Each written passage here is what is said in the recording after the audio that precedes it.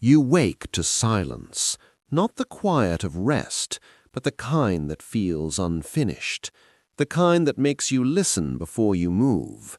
No carts on the road, no bells from the church, no voices calling across fields. The village is still here, but it is no longer alive in the way it was. The house you rise from is small and familiar, one room, a hearth cold from the night, straw on the floor flattened by years of living. Outside, mist clings to the fields, refusing to lift. It is late morning, but the sun does not hurry. You step outside. The road that once carried traders and neighbors now carries nothing. Ruts left by wagon wheels fill with stagnant water. Doors remain closed. Smoke does not rise from chimneys the way it should. This is a plague village, though no one calls it that yet. People still live here, they just no longer gather. Work has not stopped, but it has changed. Fields need tending, animals need feeding.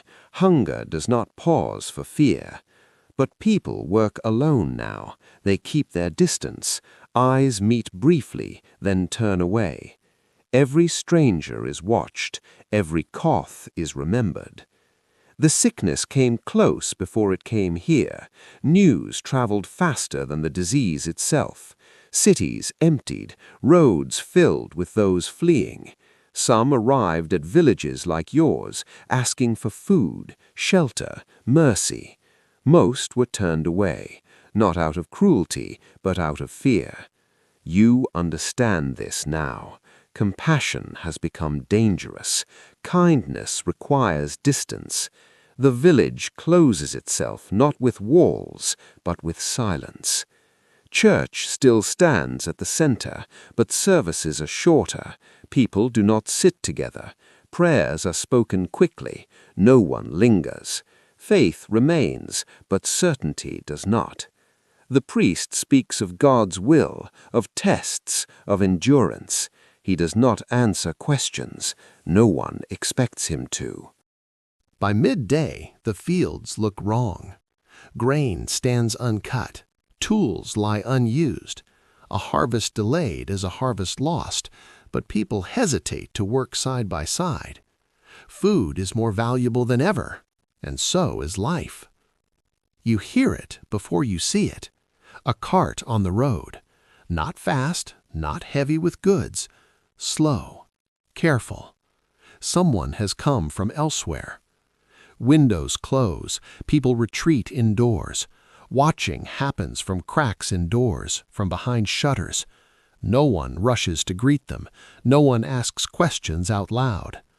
The cart passes through without stopping. Later, someone falls ill. At first, it is easy to deny. Fever happens, swelling happens. People recover from sickness all the time, but this feels different. The illness does not move like others. It takes quickly. A household closes its door, then another. The smell of herbs grows stronger as people try to protect themselves with whatever knowledge they have. Isolation becomes instinct. Care becomes dangerous. By evening, the village is quieter than it has ever been. No laughter, no shared meals, no voices drifting across open space. Light fades behind shutters. Candles burn longer than usual. People count breaths. They listen for movement, for silence that lasts too long. Death does not arrive loudly here. It arrives in rooms. It arrives at night. By morning, one house does not open, then another. Burials happen without ceremony, without gathering. Graves are shallow, dug quickly, placed further from the village each time. Life continues, but it is thinner now. Every task feels temporary. Every plan feels uncertain. The sickness does not destroy the village in a single moment. It erodes it, slowly, unevenly, person by person. Some survive. Some disappear without explanation. And those who remain learn something that cities never had time to learn, that survival is not about strength. It is about distance, caution, adaptation. The village endures, not because it is spared, but because it changes. History remembers cities, it forgets villages like this.